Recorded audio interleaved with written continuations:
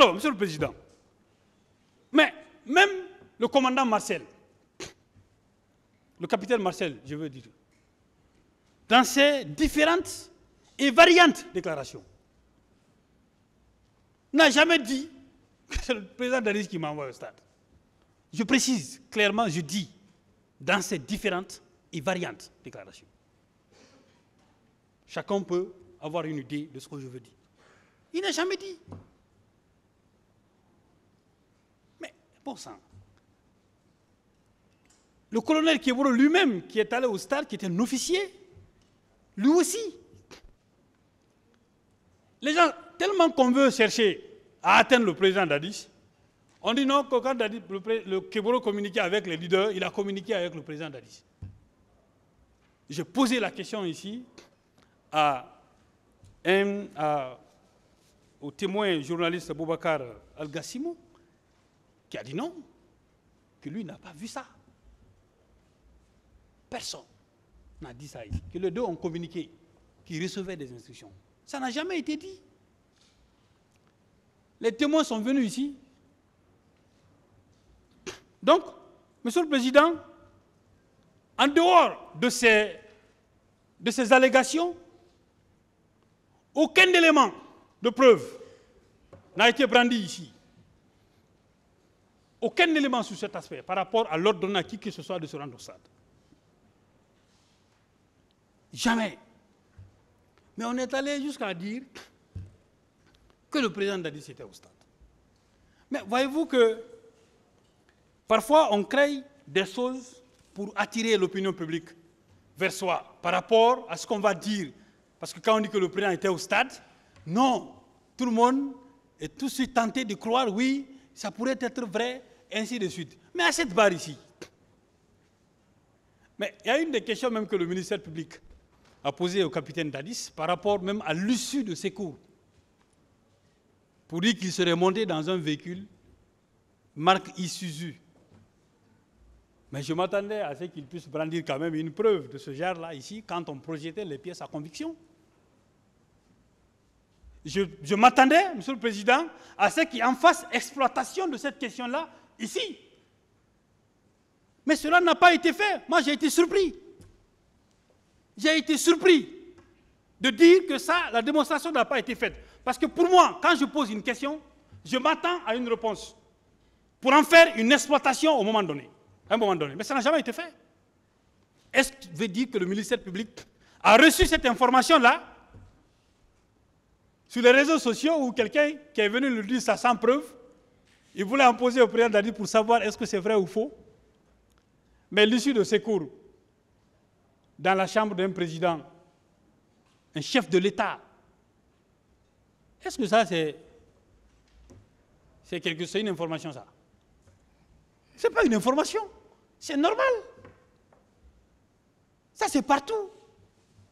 Donc ça, le procureur n'a pas dit vrai. Au-delà de ça, Monsieur le Président, il a été dit ici que le président Dadis était au Marokana. Cette accusation s'est dégonflée d'elle-même. C'est pourquoi j'ai dit que nous, on n'a même pas eu besoin de prouver. Ce sont des infractions pour lesquelles la charge de la preuve incombe à l'accusation. Si vous dites qu'il était au stade, c'est à vous de rapporter la preuve qu'il y était. Mais en ce moment-là, on voulait tellement convaincre l'opinion, les gens se font appeler sur les réseaux sociaux, qui se font appeler appartenant à un service de renseignement, un certain Charlie Loumou, des histoires comme ça, dans un procès aussi sérieux comme ça. Mais, quand même, on a voulu faire croire à tout le monde que le président Dadis était au Marokana. Bon sang de Dieu. Même ceux qui l'en veulent, au plus profond d'eux, n'ont pas été en mesure de démontrer. Je l'ai dit, quand je rappelais les propos du juge de la CPI, il a dit que la responsabilité de la Chambre, c'est de vérifier. C'est de vérifier est-ce que les accusations du ministère public, sur la base des preuves, sont vraies ou pas, sont fondées ou pas. C'est le rôle d'un juge Ce n'est pas de condamner parce que c'est Paul ou Pierre. Non. Donc, toutes ces accusations se sont dégonflées d'elles-mêmes. Nous, on n'a même pas eu besoin de démontrer quoi que ce soit. Également, l'accusation déduit également de l'expression tenue par le commandant Toumba que le pouvoir est dans la rue, allez les mater. Ça aussi, ça, c'est la déclaration d'un accusé. Monsieur le Président, j'ai prévu une rubrique sur la déconstruction des éléments prétendument qualifiés de preuves. C'est pourquoi, là, je fais autre chose d'abord. Je m'occupe de ce qui a été dit ou pas. Monsieur le Président, cette expression a été attribuée au Président à tort et sans conviction au capitaine Dadis. On voit dans ça l'hypothèse d'un ordre que ce dernier aurait donné à son entourage, ce qu'on appelait prétendument garde parallèle. Sauf que, Monsieur le Président, vous savez, lorsqu'on est un co-accusé ou lorsqu'on est partie civile, ce qu'on fait comme déclaration n'est pas un élément de preuve, en tout cas dans le droit positif guinéen. Comme je le dis, je reviens là-dessus. Mais Monsieur le Président, honorable assesseur, la seule personne citée par le commandant Toumba lui-même qui pouvait attester la véracité de ses propos, c'est Mohamed Kondé, le commandant du salon. La question lui a été posée ici, à l'audience, Monsieur le Président. Mais la particularité de ce dernier, c'est qu'il n'a pas été entendu, si j'ai bonne souvenance, par les juges d'instruction. C'est ici qu'il a comparu. Oui, c'est pour ça. Dès qu'on dit quelque chose, quelqu'un dit quelque chose sur le président Dadis, le ministère public le met dans sa liste de témoins. Je comprends. C'est pas, même s'il y a l'indivisibilité du ministère public, ceux qui sont là sont ici pour la circonstance. Ils vont tous rejoindre leur poste à un moment donné, après ce procès-là. C'est pourquoi certains ont qualifié de mercenariat. Il faut sélectionner les procureurs les plus bouillants pour trouver les moyens pour avoir le capitaine Dadis. C'est un luxe, en fait, pour eux. Ils ont tout fait, mais ils n'ont pas pu. Donc, il y a même un procureur qui est allé dire que les déclarations il considère les déclarations du commandant Toumba comme un sésame dans lequel on va puiser des choses. Je vous dirai, monsieur le procureur, quelle est la valeur juridique de la déclaration d'un accusé à cette audience-là. Je le dirai. Et sous la base des jurisprudences. Le commandant du salon n'a pas confirmé ces propos-là. Il dit, en bon malinqué, moi et Falale, on va mourir. Ce que je n'ai pas entendu, j'ai dit, moi je n'ai pas entendu. On ne peut pas être plus clair que ça. Et c'est lui qui était le témoin. Hein? C'est lui. C'est lui qui était là-bas. C'est lui qui a été cité par celui qui a fait une telle déclaration. Mais entre les propos d'un témoin cité par le ministère public et ceux d'un accusé à l'encontre d'un autre accusé, le tribunal va s'en tenir à quoi? Je vous laisse apprécier, respectable magistrat. Le peuple de Guinée sera fier de vous quand vous allez rendre la justice. Parce que le président Dadis mérite la justice.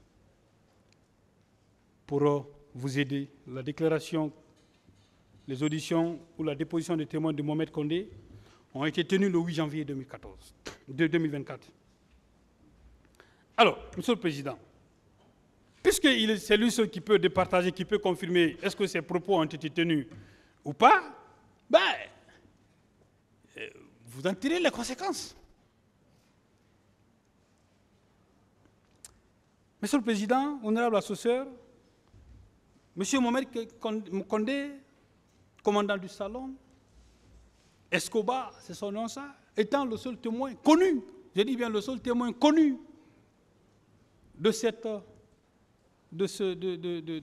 discussion, qui a déclaré n'avoir pas entendu ses propos, il est évident que le tribunal ne peut pas retenir autre chose.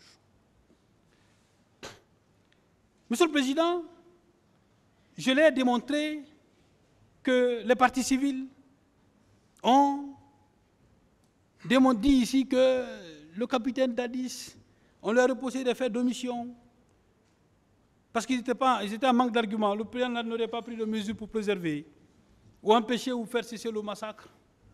Selon elle, ces actes d'omission rentrent dans le cadre de la complicité. Je ne reviendrai pas là-dessus. J'en ai déjà abordé dans mes propos. Donc, Monsieur le Président, dans tous les cas, comme je l'ai dit dans mes propos, qu'à l'article 20 du Code pénal, ce sont des actes matériels, donc des actes de commission, des infractions d'action, qui doivent être posées avant et pendant les événements qui pourraient être constitués comme des faits entrant dans le délit de complicité. Donc, les faits d'abstention qui sont reprochés au capitaine Dadis, n'en constituant pas un acte matériel de complicité au sens de l'article 20 du Code pénal, vous l'acquitterez de ce chef-là. Monsieur le Président, quand on dit toujours absence de sanction par rapport à la complicité, la sanction intervient lorsque les événements sont terminés. Donc c'est un acte postérieur. Deux choses à dire par rapport à ça. Premièrement, l'absence de sanction est un comportement négatif. Un. Deuxièmement, puisque ce comportement négatif, selon eux, Monsieur le Président, honorable assesseur, est postérieur à la commission de l'infraction, il ne rentre pas dans le champ prévisionnel de l'article 20 du Code pénal. Parce que l'article 20, comme je l'ai dit, ne parle que de comportements antérieurs et pendant l'infraction. Comme je l'ai dit en tout état de cause, l'acte postérieur, Monsieur le Président, ne peut être considéré comme un fait de complicité, même s'il traduit une adhésion rétrospective à celle-ci. C'est un arrêt de la Chambre criminelle de la Cour de cassation française en date du 23 juillet 1927. Dans le même ordre d'idée, Monsieur le Président, l'aide ou assistance doit en effet avoir été fournie au stade des actes préparatoires, à condition que ces actes ou ces derniers aient été suivis au moins d'une tentative, ou soit au stade de commencement d'exécution, soit pendant celle-ci.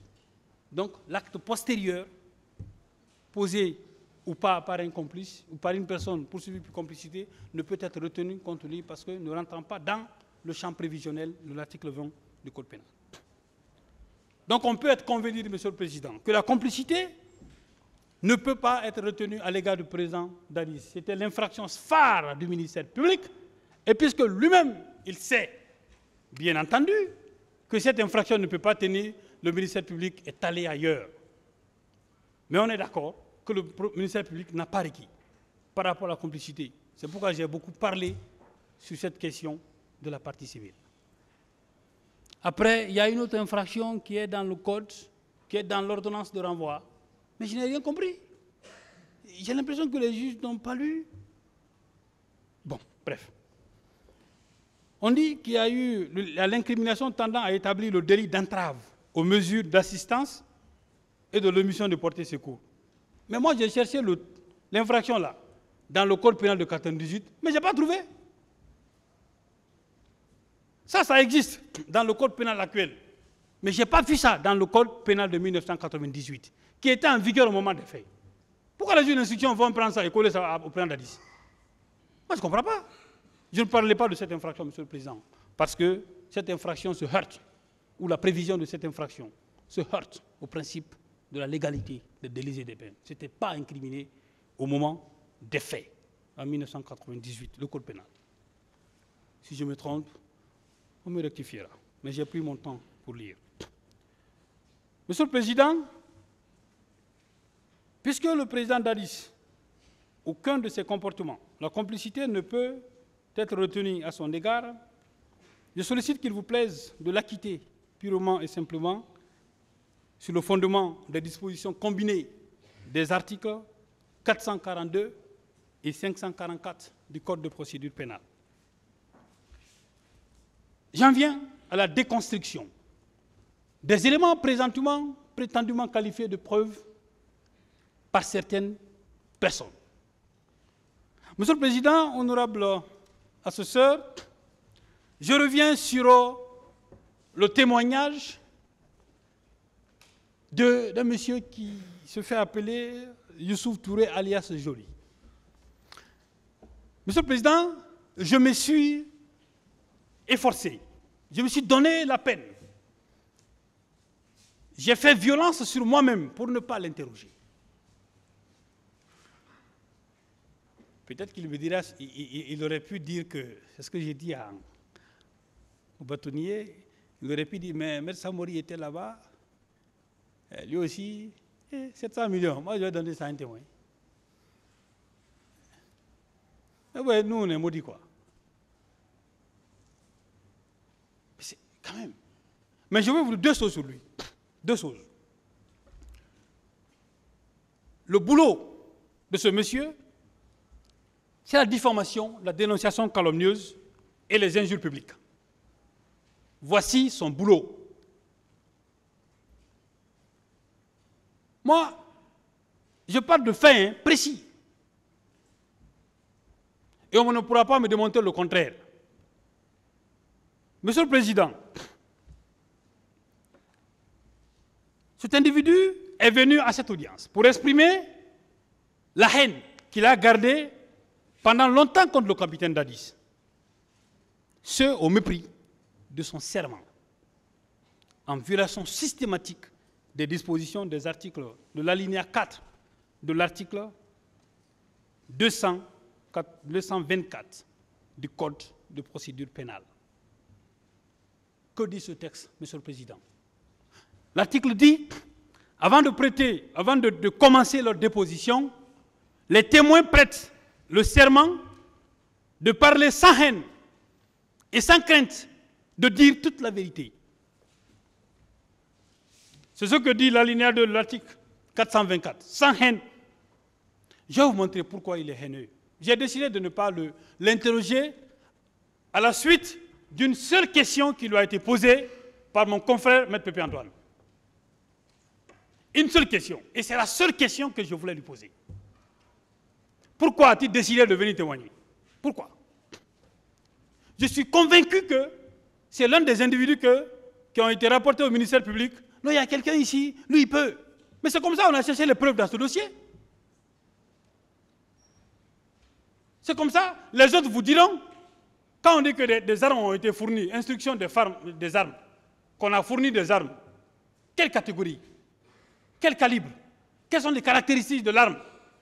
Est-ce que vous, Monsieur le Président, on vous a montré ces armes-là? Mais vous allez comment retenir dans le dossier que des armes ont été fournies? Comment vous allez le faire?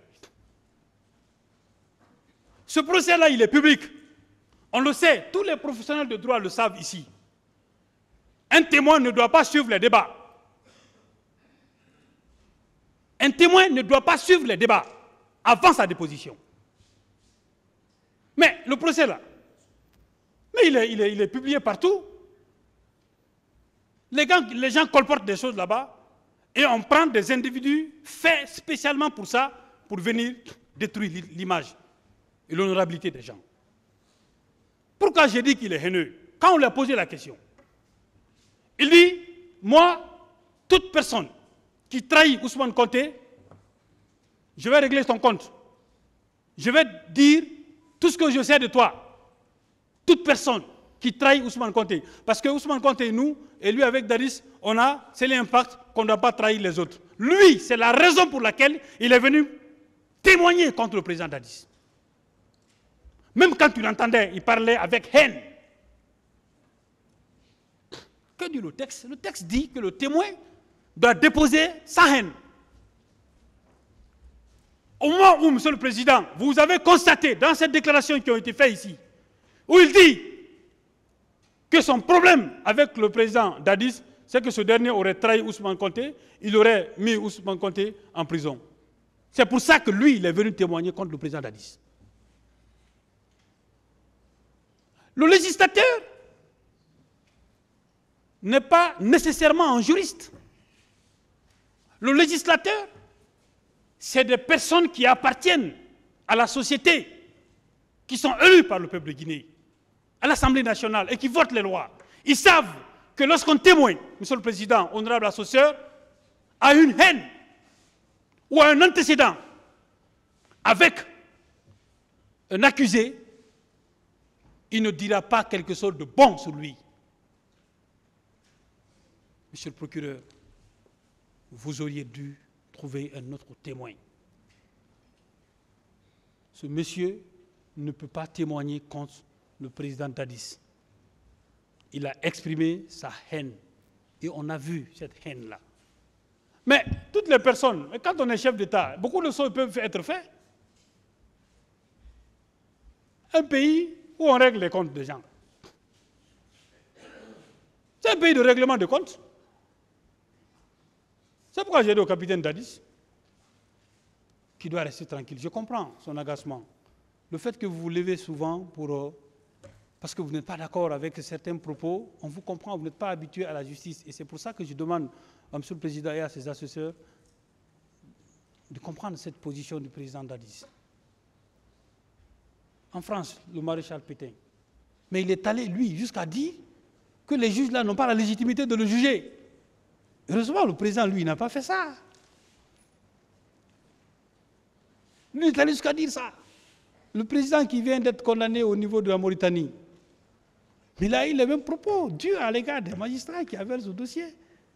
Mais, Monsieur le Président, vous et vos assesseurs, le président n'a jamais, et même à l'égard du procureur, vous l'avez traité avec dignité et honneur. Le ministère public l'a fait en s'adressant à lui. Pas parce qu'il est président, qu'il a été président un jour. C'est parce qu'un accusé, dans le sens d'un procès juste et équitable, mérite respect et dignité. En interprétant l'article 6 de la Convention européenne des droits de l'homme, il a été dit que le droit à un procès équitable inclut le fait qu'un accusé doit être traité avec dignité. Vous l'avez fait. Et à chaque fois que vous l'avez interpellé, il l'a fait. Mais c'est un humain. Le président a dit c'est un humain, c'est normal. Ça peut arriver. Ici, mais les gens se sont attaqués à qui? C'est vrai, il n'était pas le seul, mais ils se sont attaqués à qui? D'autres même s'adressaient directement à lui. Il faut qu'on arrête. Monsieur le Président, honorable assesseur. Donc quelqu'un qui s'exprime avec haine le fait en violation de son serment prévu par l'article 424 alinéa 4 du Code de procédure pénale. Monsieur le Président, honorable assesseur, toujours parlant de cet individu, il a été déclaré coupable de diffamation et d'injure publique par voie de presse. Cette décision, on l'a produite.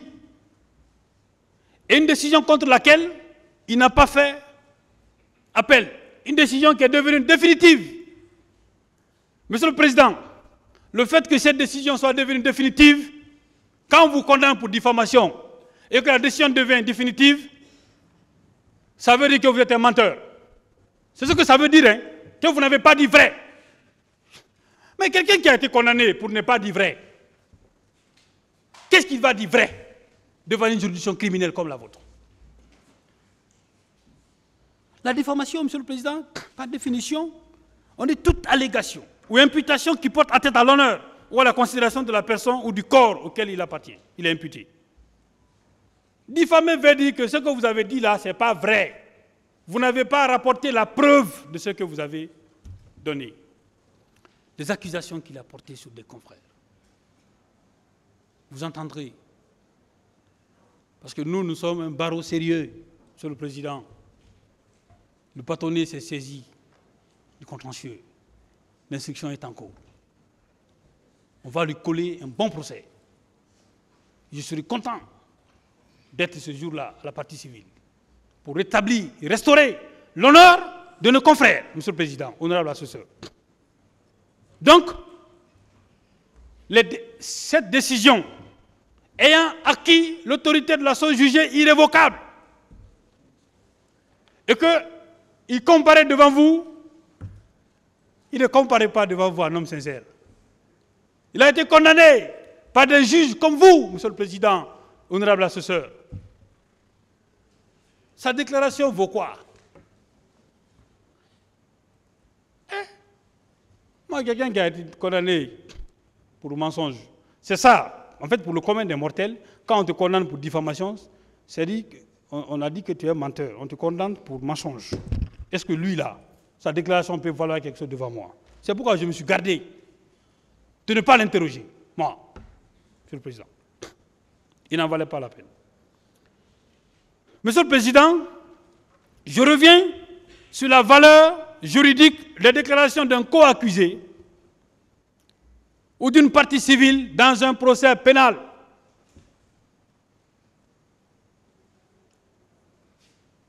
Quand on a qualifié d'une déclaration de sésame où on va puiser, quand on a considéré que les déclarations des victimes sont des preuves, j'ai dit, mais moi, est-ce que j'ai été à l'école de droit? Ou est-ce que j'ai enseigné un seul jour? Parce que moi, oui, quand même. Monsieur le Président, on a entendu tout ça dans les plaidoiries, sans gêne. Que la déclaration des parties civiles sont des preuves. Monsieur le Président, honorable assesseur, quelqu'un qui est passé à l'université, pas en courant, qui a ralenti, ne pourra pas tenir de tels propos. Dans tous les cas, Monsieur le Président, je vais vous dire quelle est la position de la jurisprudence sur la question. Parce que dans notre code de procédure pénale, si le législateur a mis un accent sur le témoignage, M. Sovogui l'a rappelé ici, que le législateur a mis un accent particulier sur le témoignage. Particulier. Pour dire quel est le sens qui est donné au témoignage. Il y a beaucoup de preuves. On sait qu'en matière pénale, c'est la liberté de preuve. Mais il appartient au juge de vérifier la validité, la recevabilité, l'intégrité des preuves.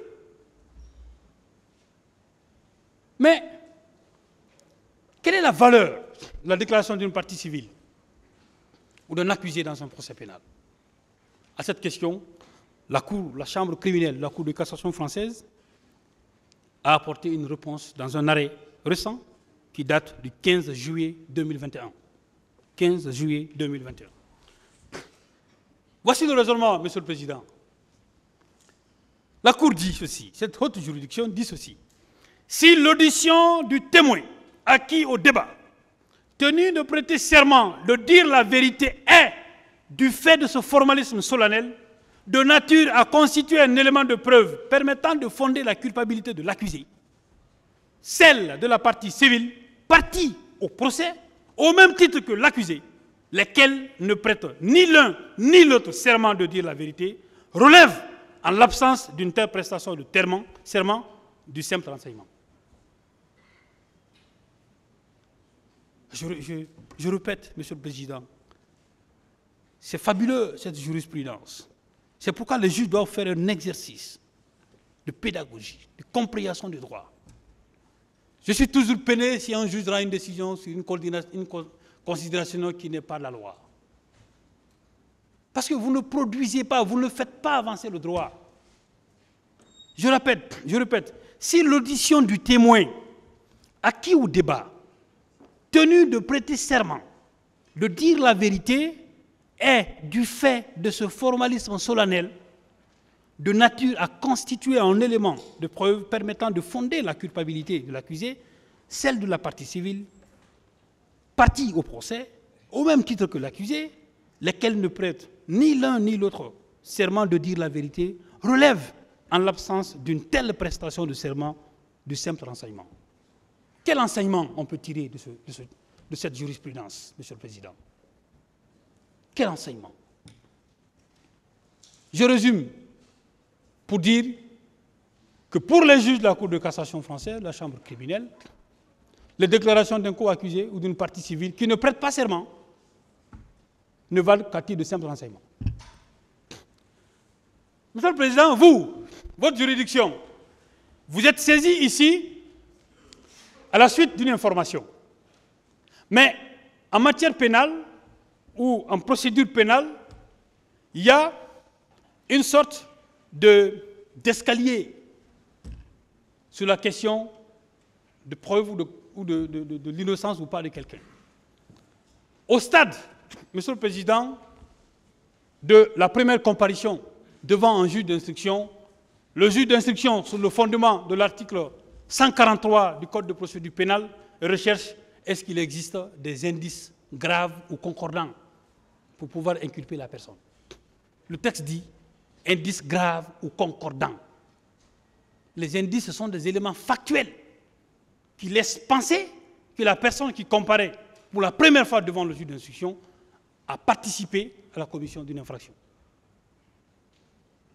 Après ce stade, si le juge d'instruction, au cours de l'examen, considère qu'il y a des charges contre vous, il vous renvoie. C'est-à-dire, le renvoi veut dire qu'il y a des raisons pour que vous soyez jugé, ou il y a de fortes probabilités de l'existence d'une preuve. Mais vous, Monsieur le Président, vous ne pouvez condamner que lorsqu'il y a preuve. Vous ne pouvez faire que cela.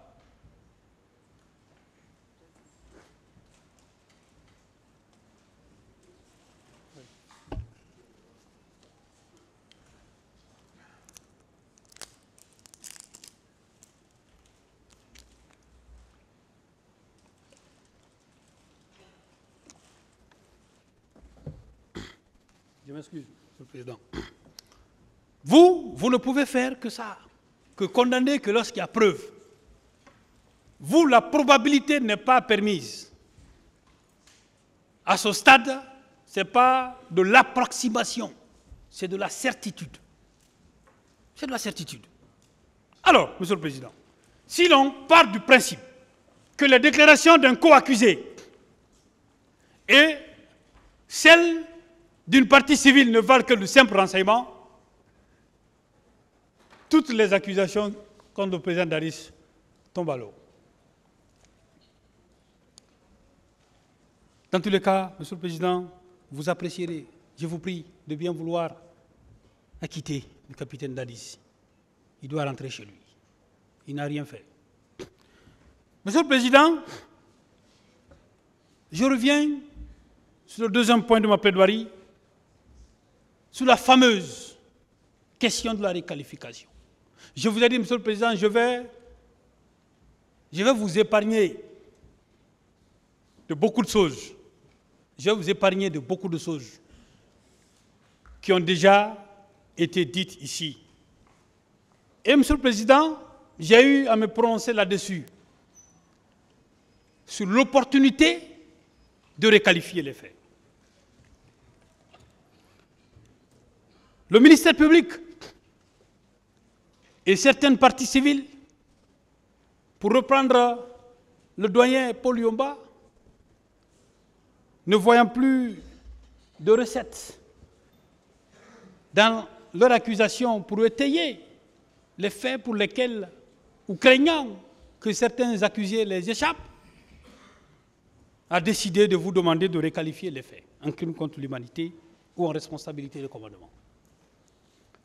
Parce qu'on sait que même celui qui n'a jamais fait droit sait qu'aucune preuve n'a été présentée à cette barre. Personne. On a ramassé les gens un peu partout. Monsieur le Président, la demande de requalification du ministère public se heurte à plusieurs obstacles. Il y a des obstacles qui sont légaux et il y a des obstacles qui sont tirés de la jurisprudence. Monsieur le Président, les obstacles légaux, je ne vais pas trop m'attarder sur l'autorité de la chose jugée. Nous en avons discuté longuement pour dire que personne ne dénie à une juridiction,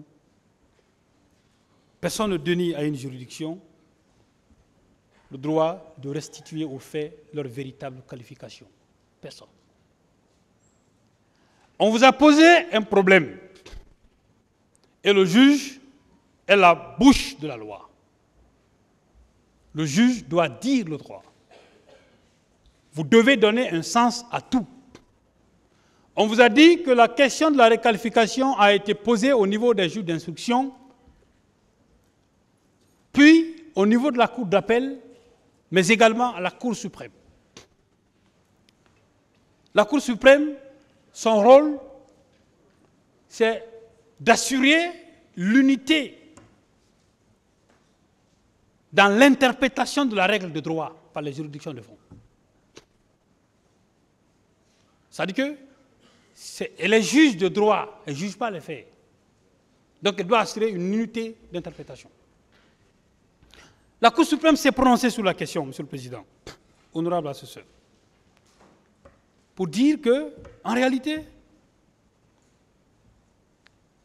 que les gens poursuivent, les parties civiles ont demandé à ce qu'on applique, qui considèrent que l'article 194 du Code pénal a été violé. Dans tous les cas, la Cour suprême a estimé que ce n'était pas le bon texte. Pour résumer, Monsieur le Président, il y a eu une décision qui a été rendue dans ce sens-là et qui a réglé la question de la qualification. Je l'ai dit ici, je l'ai dit, que lorsqu'un juge rend une décision sur le fond, cette décision acquiert l'autorité de la chose jugée. À l'exception, bien sûr, Monsieur le Président, des ordonnances de référé. De référé, Monsieur le Président. Monsieur le Président,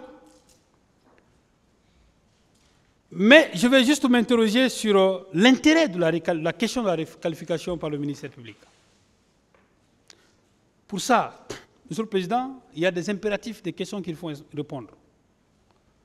Est-ce qu'il est permis de requalifier les faits à n'importe quel stade de la procédure selon qu'il s'agit de certains accusés? Parce que la vérité, c'est ça. Puisqu'on n'a rien contre Dadis, il faut requalifier pour l'atteindre. Mais ça ne marchera pas. La réponse est non, Monsieur le Président. Deuxièmement, certains accusés ont-ils moins de droits que d'autres? La réponse est non. Dans le sens d'un procès juste et équitable, non. Et c'est réglé par l'article préliminaire du Code de procédure pénale. Troisième chose, est-ce que l'ampleur des faits jugés permet-elle la déconstruction des principes de droit suivant les profils des accusés? Je sais que la réponse est non. Alors, on peut tirer la conséquence que votre juridiction ne fera pas la promotion de la violation des textes ou des principes de droit. Je ne souhaite pas que vous ayez le prix Nobel de la promotion de l'insécurité juridique. Il y a un confrère qui a tenté ici de distinguer à la chambre pénale de la Cour suprême selon que cette chambre-là statue en matière d'instruction ou en matière de fond. Mais je rigolais, moi, je n'ai rien compris. Que non, s'il statue en matière d'instruction, c'est différent de lorsqu'il statue en matière de fond, quand même. Mais vous dites de requalifier là-bas, en instruction. Ils disent non, on ne peut pas requalifier. Mais on va vous dire, c'est vous, non, requalifier. Quand vous allez arriver là-bas, quelle va être la conséquence? Ce n'est pas possible, Monsieur le Président. Mais je vais revenir sur la question du principe de la légalité, des délits et des peines. Monsieur le Président, ce principe, il est valable partout. Il est valable dans n'importe quelle juridiction répressive, même devant la Cour pénale internationale. Les crimes contre l'humanité et les responsabilités de commandement et de chef hiérarchique sont des infractions qui ont été intégrées dans notre code pénal en 2016. Monsieur le Président, honorable assesseur, on est quand même tous d'accord que le code pénal de 1998 ne prévoyait pas ces infractions. Le ministère public, le grand frère Al-Gassimou, a fait un rappel historique de 3 jurisprudences. Mais il ne vous a pas aidé. Il devait vous aider, Monsieur le Président, aller plus loin. Il a dit qu'il y a un arrêt qui a été rendu par la Cour suprême des États-Unis, l'arrêt Yamashika. Il a parlé du cas de Hissène Habré et de 2 autres arrêts rendus par la France, par les juridictions françaises. Pour vous dire que ce qu'on est en train de faire ici n'est pas inédit. Ça s'est fait ailleurs. La question n'est pas que ça s'est fait ailleurs. Mais dans quelles conditions ça s'est fait ailleurs?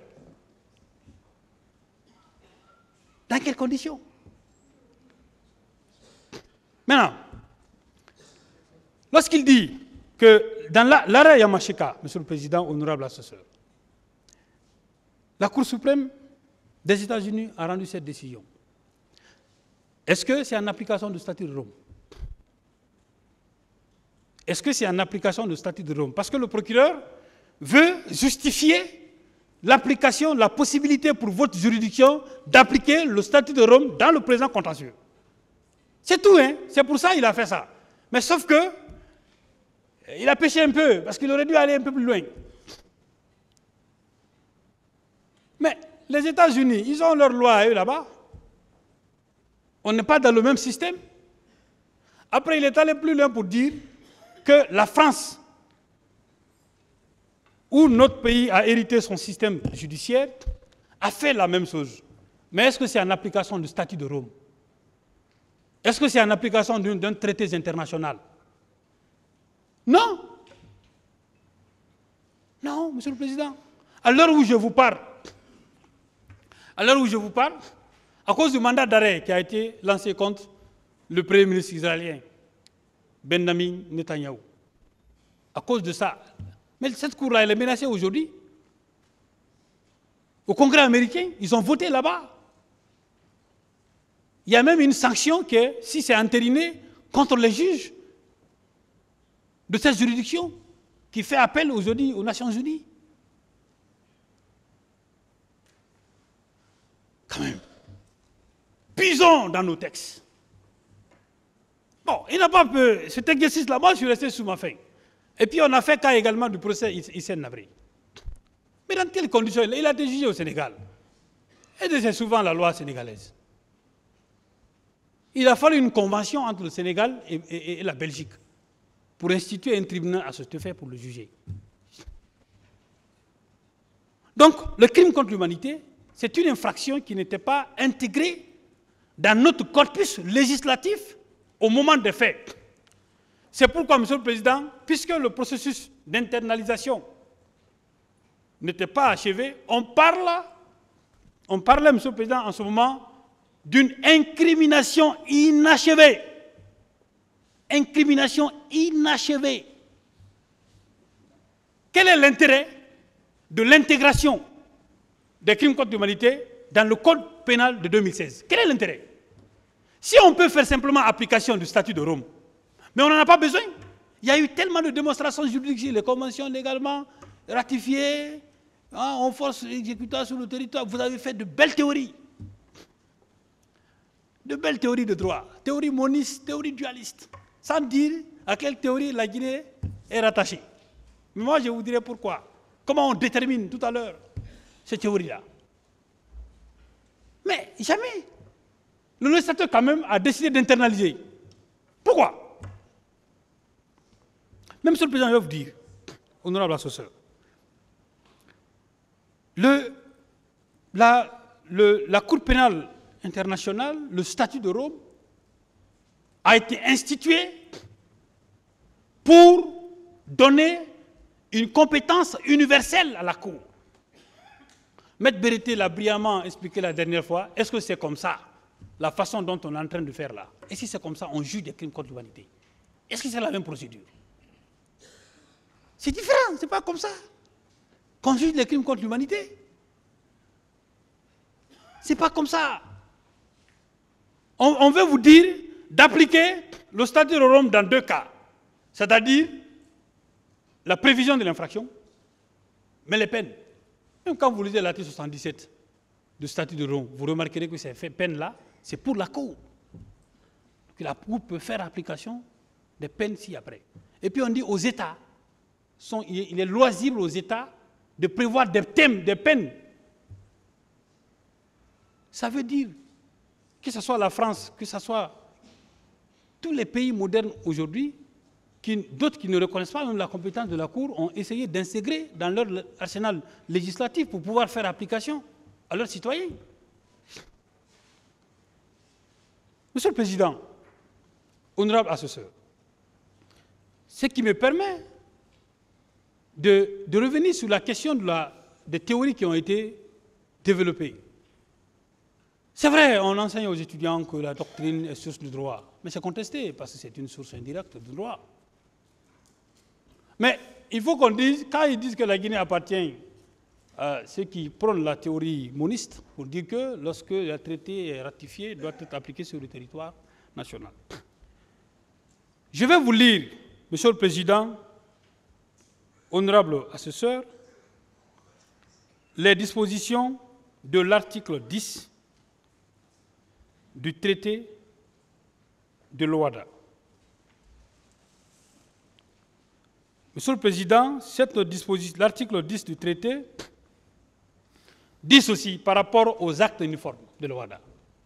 Je rappelle que les actes uniformes sont des dérivés du traité. Dit ceci, les actes uniformes sont directement applicables et obligatoires dans les États parties, nonobstant toute disposition contraire de droit interne, antérieur ou postérieur. C'est le traité lui-même qui règle la question comme ça. Est-ce que certaines dispositions similaires existent dans le statut de Rome? Non, Monsieur le Président, honorable assesseur. Vous prenez également, Monsieur le Président, honorable assesseur, l'article 19 du protocole additionnel de la CEDEAO relatif à la Cour de justice de la CEDEAO, par rapport même aux décisions qui sont rendues par la Cour. Il est dit à l'alinéa 2 que les décisions de la Cour sont lues en séance publique et doivent être motivées. Elles sont, sous réserve des dispositions du présent protocole relatives à la révision, immédiatement exécutoires et ne sont pas susceptibles d'appel. Voilà. La juridiction qui est la Cour pénale et la Cour de justice de la CEDEAO aujourd'hui, les décisions prises là-bas sont exécutoires sur le territoire guinéen. Même si l'État refuse de les exécuter, en ce qui concerne les docteurs Kassouri, les docteurs Ghané, et également Oye Guilavogui. L'État refuse d'exécuter ces décisions-là. Mais c'est ici qu'on rappelle l'application du statut de Rome, alors même qu'aucune disposition de ce traité également ne fait cas de cette situation. Monsieur le Président, honorable assesseur, vous considérez que le ministère public, dans ses réquisitions, a estimé qu'il faut faire application du nouveau code pénal en raison du fait que l'assassinat n'était pas prévu, était prévu de peine de mort dans le code pénal de 1998 et que dans le code pénal actuel, c'est la réclusion criminelle à perpétuité. Au même moment, on vous demande d'appliquer à la fois le statut de Rome et le code pénal de 2016. Mais dans toutes les infractions qui sont prévues dans le statut de Rome, il n'y a même pas l'assassinat. Regardez très bien à l'article 7 du statut de Rome, vous ne verrez pas l'assassinat. C'est le meurtre et autres. Il n'y en a pas. Et parmi toutes les infractions qui sont reprochées à ces gens-là, si vous voulez faire application de la loi dans le temps, il faudrait vérifier pour chaque infraction quelle est la loi qui est favorable aux personnes poursuivies au moment où vous les jugez ou au moment où vous délibérez. Je veux parler de l'application de la loi pénale plus douce. Mais si, dans l'assassinat, quelqu'un est poursuivi ici pour ça, vous pouvez faire application du code pénal, mais pas par rapport au crime contre l'humanité. Parce que le code pénal ne prévoyait pas le crime contre l'humanité en 1998. Comme je l'ai dit, c'était une incrimination inachevée. Il fallait l'achever pour l'intégrer dans le code pénal. Alors, Monsieur le Président, honorable assesseur, La requalification sollicitée par le ministère public se heurte au droit de la défense. Mes confrères l'ont rappelé ici, à cette audience, que si vous requalifiez les faits à ce stade de la procédure, c'est que vous aurez violé les droits de la défense. Pourquoi? Je vais vous rappeler une série de jurisprudences en la matière. Mais le ministère public, Monsieur le Président, ce que je m'en vais vous dire, lui-même a précisé ça dans ses réquisitions écrites qui ont été versées au dossier. Le ministère public l'a précisé là-bas. Dans quelles conditions vous pouvez requalifier? Il a dit, je vais vous lire quelques arrêts. Vous avez d'abord l'arrêt Pélissier et assis contre l'État français qui date du 25 mars 1999. C'est un arrêt de la Cour européenne des droits de l'homme. Vous avez ensuite l'arrêt Mattei contre l'État français, toujours de la Cour européenne des droits de l'homme qui date du 19 décembre 2006. Voici ce que rappelle la Cour.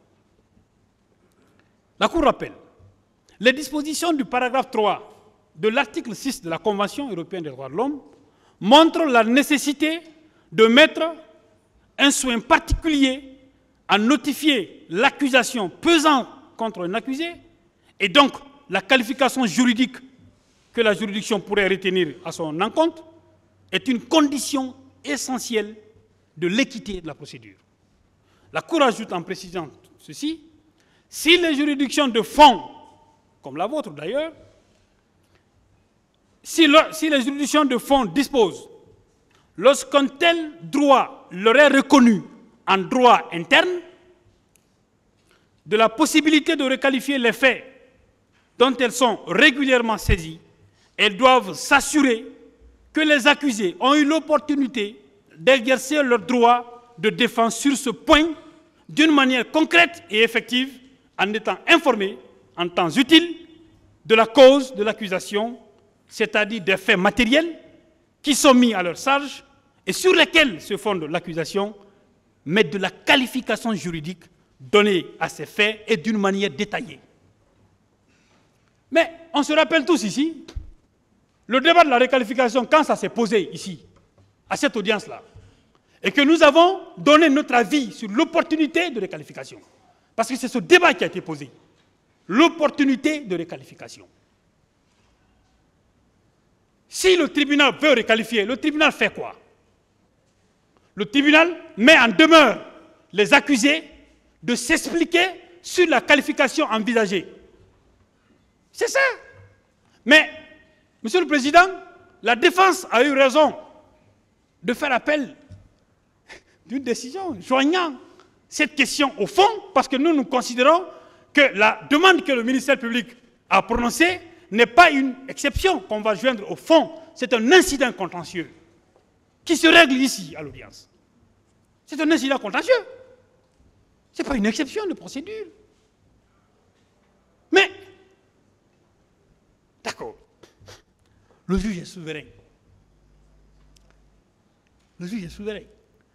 Mais, Monsieur le Président, en joignant la question au fond, cette décision, quoique notre appel n'ait pas été reçu par la Cour d'appel, ce qui est normal, il n'y a pas de problème, mais on s'attendait qu'après cela, que votre juridiction puisse appeler nos clients pour, cette fois-ci, les mettre en demeure de s'expliquer sur la nouvelle qualification envisagée. C'est ça la procédure. Je n'apprends rien à qui que ce soit.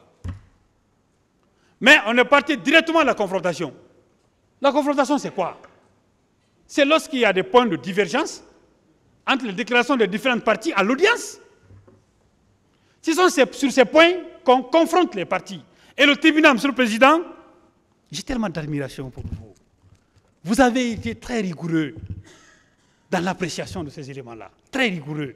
Il y a même des avocats des parties civiles qui ont même été agacés parfois parce que le président a dit non, vous devez uniquement, ce n'est pas un interrogatoire, vous devez uniquement circonscrire vos questions sur les divergences entre les propos des différents accusés. ou avec les parties civiles aux témoins. C'est à cet exercice, on s'est plié. Quand ça s'est passé, j'ai dit, ben, quelle belle chose, quelle belle victoire, quel rejet implicite de la demande de requalification. Ah oui, Monsieur le Président, je ne serais pas surpris que vous rejetiez, vous et vos associés, cette question de requalification, parce que les conditions ne sont pas réunies. Donc, il n'y a pas eu de mise en demeure. Ce procès-là, on est suivi.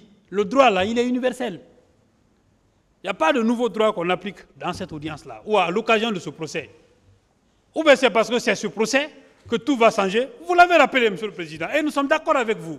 Vous avez dit que c'est le même code de procédure pénale qu'on applique dans les autres procès. Ça ne va pas changer ici. Notre code est très pauvre sur la question de requalification. C'est pourquoi on part puiser dans les jurisprudences. Monsieur le Président, faites en sorte que vos décisions puissent être enseignées dans les universités guinéennes. J'en ai marre quand je rappelle souvent les décisions de la Chambre criminelle de la Cour de cassation française, de la Cour européenne des droits de l'homme, Monsieur le Président, de la CPI. Pourquoi pas nous, ici? Pourquoi pas? Pourquoi nos juges ne peuvent pas fonder leurs décisions sur des considérations de droit qu'autre chose? Pourquoi? Il nous appartient, nous, acteurs de la justice, de changer notre pays, de par notre façon de faire, Monsieur le Président, honorable assesseur. Il y a aussi l'arrêt le plus récent, Monsieur le Président. Il y a un d'abord qui date du 16 mai 2007, toujours de la Chambre criminelle de la Cour de cassation française. Vous avez un autre arrêt contre l'État d'Espagne qui date du 5 mars 2013 de la Cour européenne des droits de l'homme. Tous ces arrêts, c'est sur la requalification des faits. Donc, la jurisprudence est constante et abondante, Monsieur le Président, en la matière. Le principe est donc clair. S'il appartient aux juges répressifs de restituer aux faits dont ils sont saisis leur véritable qualification, c'est à la condition que le prévenu ait été mis en demeure de présenter sa défense sur la nouvelle qualification envisagée. Le ministère public, Monsieur le Président, a précisé ça dans ses réquisitions écrites. Lisez-la. Vous verrez que même le ministère public est d'accord avec nous. Vous verrez ça. Alors, la réquisition même, je vais vous aider, Monsieur le Président. Je vais vous aider. Je vais vous aider. C'est la page, c'est la réquisition qui date du 1er mars 2024, précisément à la page 33, paragraphe 2.